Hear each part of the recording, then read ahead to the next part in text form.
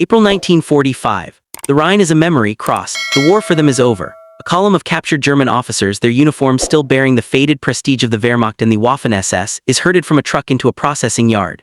They move with a stiff, resigned dignity, their eyes fixed ahead, anticipating the barbed wire, the watchtowers, the grim, starving silence they have been conditioned to expect. This is the reward of defeat. They have seen the Soviet advance in the East, heard the stories. They have administered camps themselves, they know the script. The senior among them, a generalmajor captured in the Ruhr pocket, mentally prepares his men for hardship, perhaps for a bullet. The American guards are efficient, their words unintelligible. Paperwork is stamped. The gates swing open, and then the sound hits them first. Not screams, not commands. It is the brassy, swinging, impossibly cheerful rhythm of a jazz band. Their procession halts, confusion rippling through the ranks. Before them, stretching across acres of American soil, are neat rows of barracks. And between them, on carefully groomed diamonds of red dirt, are prisoners, their own men in clean fatigues, running bases, sliding in a home plate to the applause of spectators. The German general stops dead. He removes his peaked cap, his eyes scanning this impossible tableau. The baseball fields, the bandstand, the library tent, the PX store. His rigid posture collapses just for a moment. He does not speak. He simply stares, and then, witnessed by a confused American lieutenant, the old soldier begins to weep. The world they knew was one of fire and absolute zero. For the German officer corps, steeped in the Prussian tradition of Katavergehorsam, corpse-like obedience, and now radicalized by a decade of National Socialist ideology, the universe had been neatly bifurcated. On one side stood the Herrenfolk, the master race, entitled by blood and will to dominion. On the other stood Untermenschen, subhumans, Slavs, Jews, Roma, and the political and racial enemies of the Reich. This was not merely wartime propaganda, it was the foundational principle of the Weltanschauungskrieg, the war of world views decreed from the very top. The conflict in the East, the Ostfront, was explicitly a war of annihilation, a Vernichtungskrieg. The 1941 Commissar Order commanded the immediate execution of captured Soviet political officers. The Barbarossa Decree effectively legalized brutality against partisans and civilians, removing acts from German soldiers from the scope of military law. Camp system was the grim, logical endpoint of this ideology. While the extermination camps like Auschwitz and Treblinka were the SS's industrialized solution to the Jewish question, the vast network of prisoner-of-war camps, particularly for Soviets, served as engines of deliberate neglect and murder. Over 3.3 million Soviet POWs would perish in German custody, most in 1941-42, starved, exposed, or worked to death in a calculated policy. A German officer witnessing this system understood its purpose: to eliminate racial and ideological threats. Surrender was not an honorable transition to a regulated captivity, it was a prelude to oblivion. This was the standard they had set. This was the mirror in which they expected to see their own fate reflected when the fortunes of war turned. For the Western Allies, the framework was starkly different. The United States, a latecomer to the European war, entered with its military doctrine tightly bound to the 1929 Geneva Convention on Prisoners of War. This was a legalistic, fundamentally optimistic document. It mandated humane treatment, adequate food and shelter equivalent to that of the captors' depot troops, permission for correspondence and relief packages, the right to organize recreational and intellectual activities, and the oversight of neutral protecting powers like the International Committee of the Red Cross. For the American Army, the capture of enemy soldiers was an administrative and logistical challenge, not an ideological or existential one. The enemy soldier was a combatant who had laid down his arms, not a subhuman to be eradicated. This legalistic mindset, however, was about to collide with a staggering, unforeseen reality. The collision occurred in the summer and autumn of 1944. The breakout from Normandy and the subsequent race across France unleashed a flood of captives that threatened to drown the American military bureaucracy. In July, the Allies took 50,000 prisoners. After the Falaise pocket in August, that number swelled to over 200,000. This was the German POW tsunami. The U.S. had planned for perhaps 150,000 prisoners total. By war's end, they would hold over 370,000 in the United States alone, with hundreds of thousands more in hastily built cages across Europe. The initial transit camps, like the infamous Rose Bowl near Reims, a vast, muddy field where tens of thousands slept in holes dug in the earth, were scenes of chaotic, if not cruel, deprivation. This was not policy but the temporary breakdown of a system under sheer weight. The Germans in these pens, remembering their own Eastern Front stalags, saw this as confirmation of their grim expectations. It was the harbinger of the vengeance to come. But American policy was already pivoting, driven by pragmatism as much as by principle. The Geneva Convention was a starting point, but the scale demanded innovation. Shipping prisoners across the Atlantic, while risky with U-boats still active, solved multiple problems. It removed a security and logistical burden from the European theater, provided a captive labor force for a booming American economy starved of workers, and isolated the POWs from any possibility of rejoining the fight. A vast network of camps sprang up across the United States, from the pine forests of Alabama to the plains of Kansas and the deserts of Arizona. The Office of the Provost Marshal General, OPMG, oversaw this empire of captivity. Its mission was clear: secure containment, maximum exploitation of labor within Geneva rules, and the maintenance of order. What evolved, however, went far beyond sterile administration. Into these camps flowed the immense material surplus of the American home front: food, sports equipment, musical instruments, books, and with it the unself-conscious cultural confidence of a nation untouched by war on its soil. The stage was being set not for a drama of retribution, but for a profound and unsettling act of psychological theater, where the weapon would be normality itself. This is the essential backdrop. The weeping general in 1945 was not reacting to a simple kindness. He was witnessing the catastrophic failure of his entire ideological universe. He had been prepared for the lash, for the starvation ditch, for the firing squad, the tools of the world he helped build. He was utterly unprepared for a well-maintained baseball diamond.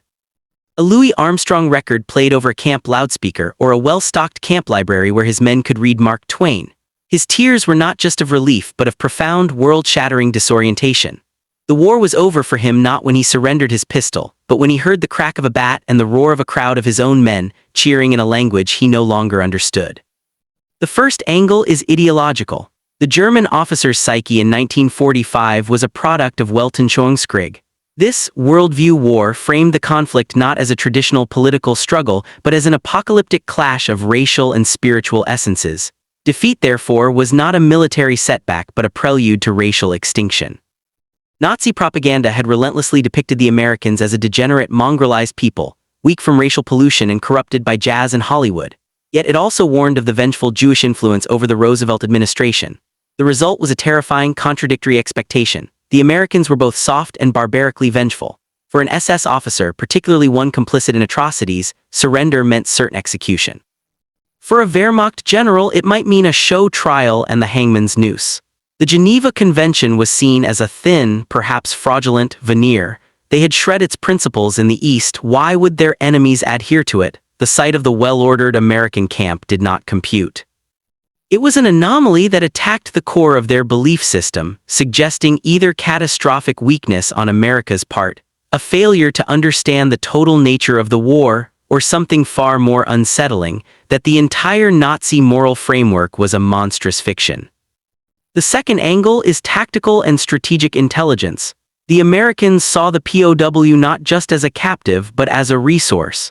The initial processing at centers like Fort Hunt, Virginia, or the Ashokan Center at Mondorf-les-Bains, Luxembourg, was a sophisticated intelligence sieve. Teams of German-speaking interrogators, often academics in uniform, used subtle techniques, the MIFO method of friendly, knowledgeable conversation, to glean tactical data, but also to assess political leanings. The camps themselves became vast, uncontrolled laboratories of human sentiment. By allowing a degree of self-administration and observing the social structures that formed, American intelligence could identify hardline Nazis, closet Democrats, and the apathetic majority. The provision of comforts was not naive altruism. It was a calculated tool to lower defenses, encourage cooperation, and foster divisions between Nazi true believers and the rest. The baseball game was a distraction but also an observation post. Who organized the teams? Who sat alone? The very normality of the camp environment made the prisoners more transparent, their loyalties and fears more easily read than in a punitive, hardened stalag. The third angle is logistical and economic.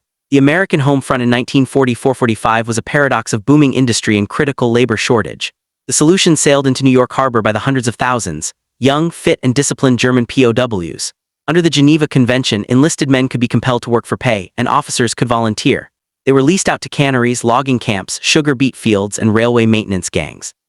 Their labor harvested crops, built roads, and packed munitions. The camps were not merely holding pens, they were economic nodes integrated into the American war machine. This pragmatism dictated conditions. A sick, starving prisoner is a poor worker. Therefore, food rations were adequate, medical care was provided, and barracks were heated.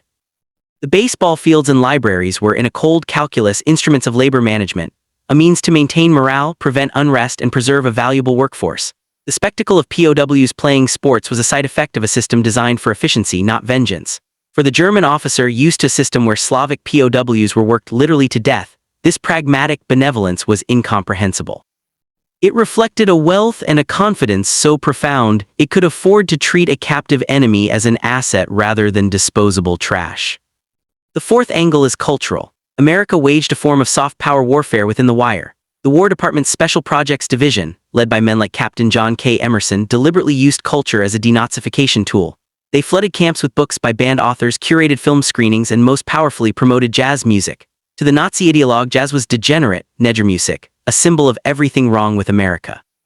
To the average German soldier, often a teenager, it was an irresistible, thrilling symbol of freedom and modernity.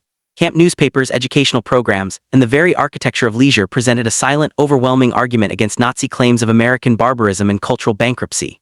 The sight of his men not just listening to, but dancing to, this forbidden music was for the hardline officer a vision of spiritual defeat more complete than any battlefield loss. It was the Herrenfolk embracing the very pollution they were sworn to eradicate. The camp became a cultural beachhead where America's vibrant, consumerist, pluralistic society, its very normalcy, was the most potent propaganda of all. The fifth angle is human and psychological, witnessed through the stark contrast in testimony. American guards, often rural draftees with no personal hatred for the Germans, recall a sense of bewildered duty. They were told to guard these men, feed them, and put them to work. The idea of systematic abuse was not in their training or temperament. Sergeant John T. Klein, a guard at Camp Concordia in Kansas, later reflected, "They were just kids like us, scared a long way from home. Had rules, we followed them. For them, the camps were a boring stateside posting." The German memories, however, are seismic. Lieutenant Gottfried Klippenstein, captured in Normandy, described his arrival at Camp Ruston, Louisiana. "We expected the worst, then we saw the lawns, the flower beds, prisoners were playing soccer. I turned to my comrade and said, 'We have misunderstood the world.'" This fundamental dissonance between expectation and reality triggered a psychological unraveling. The tears of the officers were not of joy but of profound cognitive shock. Their mental model of the universe, one built on racial hierarchy and merciless struggle, had no category for this. The sixth and final angle is the bitter paradox of the Eastern Front veteran. For the German officer who had served in Russia, the American camp was a haunting, guilty mirror. He had seen the Mühlhausen photograph of a Soviet prisoner crucified on a barn door. He had driven past columns of starved Untermenschen staggering toward rear area camps that were little more than open-air death pits. He had understood at some level that this was policy. He had perhaps justified it as the harsh necessity of a racial war. Now, as a captive himself, he received a full ration of white bread, meat, coffee, and chocolate. He was issued a clean uniform. A doctor treated his wounds. The sheer, staggering inequity of it was a moral indictment more powerful than any prosecutor's summation at Nuremberg would later be. His tears were for some the first crack in a wall of denial. They were not just for his own deliverance, but for the ghostly millions to the east for whom no such mercy existed, and for whose fate he now bore a silent, unbearable witness in the face of this American abundance. The baseball field was not just a surprise, it was an accusation. This convergence of ideological shock, tactical calculation, economic pragmatism, cultural assault, psychological dislocation, and moral reckoning created the perfect storm. The stage was now set for the individual moment of climax, where theory met reality, and a man's worldview shattered in the space of a single glance across a sun-drenched field. The climax begins not in the main camp, but in the liminal spaces of defeat. It starts on a muddy roadside in the Huichin forest or in a shattered cellar in Aachen, with the raising of hands and the surrender of a Luger to a young American GI who says, "Okay, Fritz, this way." The process is the first layer of the revelation. For the senior officer, there is the humiliating yet formal interrogation at a frontline collecting point. The questions are precise, technical, unit strength, artillery positions, command structure. The atmosphere is brisk, professional. There is no beating, no threat of execution. This in itself is a disquieting data point. Then comes the journey. Packed into a crowded truck or a stifling boxcar, they are transported to a transit camp like the one at Reims, the Rose Bowl. Here, conditions are indeed bleak, overcrowding, mud, makeshift latrines. The German officer nods inwardly. This he understands. This is the face of war. He steels himself and his men for worse to come, but even here there are anomalies. American medics move through the throng, treating the wounded. Food, however basic, is distributed regularly. It is not the deliberate starvation of the East. Then comes the deeper processing. At Camp Lucky Strike or another massive cigarette camp near the French coast, the system asserts itself. They are deloused, a humiliating but sanitary procedure. They are issued new POW uniforms, often dyed a distinctive khaki or blue with large painted letters PW on the back and legs. The clothing is clean. They are photographed, fingerprinted, and given a dog tag with a serial number. The bureaucracy is immense, impersonal, but it is a bureaucracy of record-keeping, not of extermination. For an officer from the Eastern Front where Soviet prisoners were often stripped of all identifying tags before being marched to their deaths, this bureaucratic imprint is profoundly significant. It signifies they have entered a system that intends to track them, to account for them. They are being logged as individuals to be maintained, not as a mass to be disposed of. The transit across the Atlantic on a Liberty ship is tense, crowded, but without incident. The food, the infamous American white bread and tinned beef, is a strange, rich marvel. The guard watching a U-boat alert is just a scared kid like them. The walls of ideological certainty begin to develop hairline fractures. The true, shattering revelation occurs upon arrival at the permanent camp in the American heartland. The gates of Camp Aliceville, Alabama, or Fort Devens, Massachusetts, swing open. The first impression is of order, of space, of quiet. The air smells of pine and fresh-cut grass, not of feces and decay.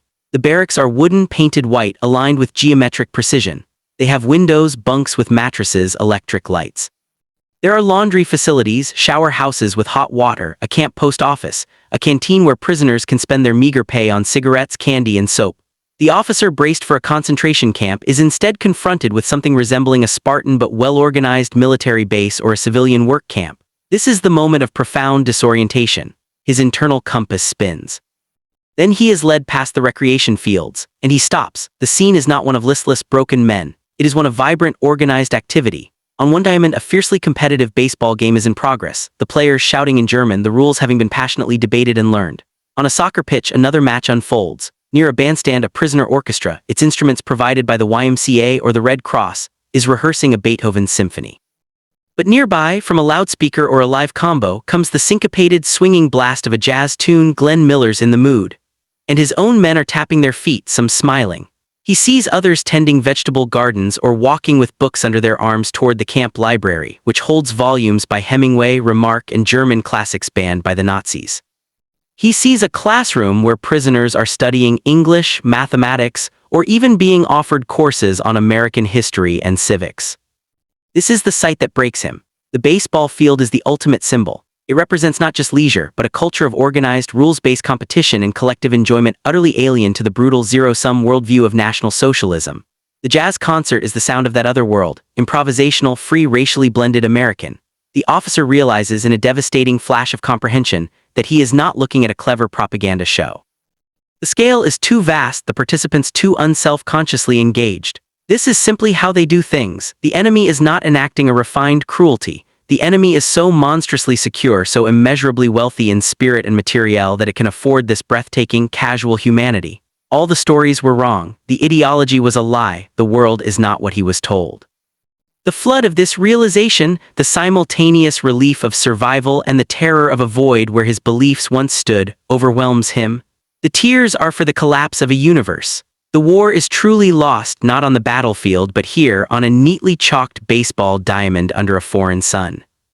The immediate aftermath within the wire was a society in microcosm, a strange and suspended reality. For the vast majority of German POWs, life settled into a routine that was, by any historical measure of captivity, extraordinarily benign. They worked on farms, in factories, in forests, earning 80 cents a day in canteen coupons. They ate food that, while monotonous to American palates, was calorically sufficient and often superior to what the civilian population was experiencing in a rationed, war-torn Germany. Medical care was provided, and mortality rates were astonishingly low, less than 1%, a stark, silent rebuke to the 57% death rate of Soviet POWs in German hands. But this physical well-being was the backdrop to a fierce psychological struggle. The camps were politically charged arenas. Hardcore Nazis, often the Feldwebel sergeants who had enforced discipline in the Wehrmacht, attempted to maintain control, intimidating fellow prisoners, sabotaging re-education efforts, and in rare, extreme cases murdering traitors. The anti-Nazi prisoners, a minority emboldened by their surroundings, clashed with them. The American authorities, through the Special Projects Division, subtly fueled this internal conflict. They provided the fuel, the books, the films, the forums for discussion, and let the German prisoners themselves grapple with the implications. The very existence of the camp libraries, where one could read about the Weimar Republic or American democracy, was a revolutionary act. The Idea Factory at Fort Kearny, Rhode Island, even brought in prominent German émigré intellectuals like psychologist Erich Fromm for lectures. For many officers, the aftermath was a slow, painful process of re-education not by force, but by exposure. They were not bludgeoned with democracy. They were immersed in its outputs. They saw their men gain weight, learn trades, write home to families reassured by their safe captivity. They witnessed the corrupting, irresistible appeal of American pop culture.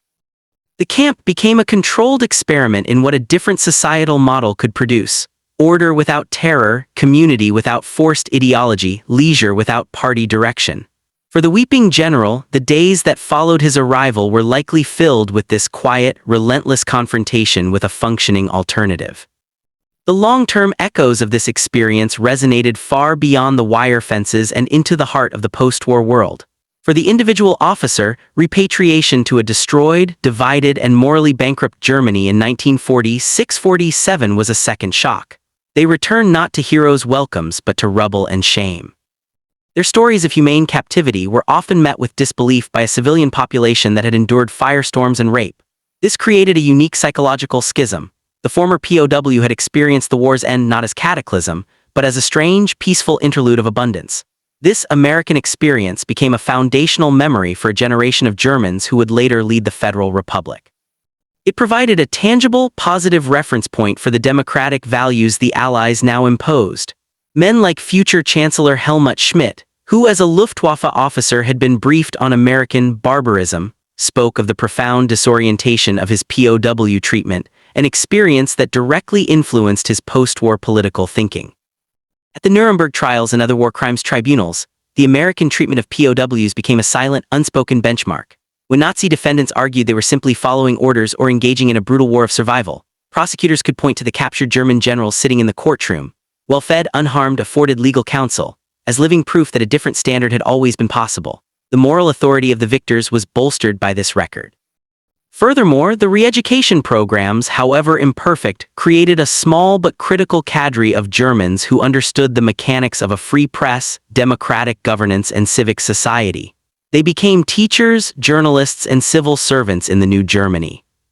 The baseball fields and jazz concerts were, in hindsight, the first informal shots in the Cold War battle for hearts and minds, demonstrating a way of life that stood in stark contrast not only to the defeated Nazi past, but to the grim, collectivized future being offered in the Soviet occupation zone. The weeping officer's moment of breakdown was thus a tiny, personal precursor to a national and geopolitical reckoning, where the victor's mercy would prove a more powerful tool for transformation than any vindictive peace. The reflection, then, is not on the generosity of the victor, though that was its outward face. It is on the terrifying power of a normalized alternative. The German officer wept not because he was shown kindness, but because he was shown a mirror. In that meticulously maintained camp with its baseball fields and jazz records, he saw the reflection of his own regime's essential barbarism. He saw that the world of the Untermensch, of the starvation ditch and the summary execution, was not an inevitable reality of total war. It was a choice. His side had made one choice. His captors had made another. His tears were the involuntary acknowledgement of that devastating truth. This moment in 1945 stands as a stark monument in the landscape of modern warfare. It represents the collision between two opposing forces of the 20th century, the ideology of total, dehumanizing conflict, and the resilient, if imperfect, framework of rules-based order and enlightened self-interest. The American camps were not purely altruistic. They were pragmatic, legalistic, and culturally assertive. Yet within that pragmatism operated a profound humanity. It proved that overwhelming power did not have to be coupled with cruelty, that security did not require savagery. In the end, the most disarming weapon wielded was not a bomb or a bullet, but the conspicuous, confident display of a peaceful daily life. The legacy of those tears is a complicated one. They speak to the capacity for moral shock even in those complicit in great evil. They remind us that the structures we build to contain our enemies ultimately define us more than they define them. The baseball diamond in the dust, the swing of a trumpet solo drifting across the wire, these were not signs of weakness. They were the quiet, overwhelming evidence of a world the Nazi Revolution could never create, and could not even comprehend until it stood, defeated at its gates. In the end, the greatest defeat was administered not by an army, but by an idea of normalcy so powerful it could break a hardened general's heart, and in doing so, begin the long, slow work of mending a broken world.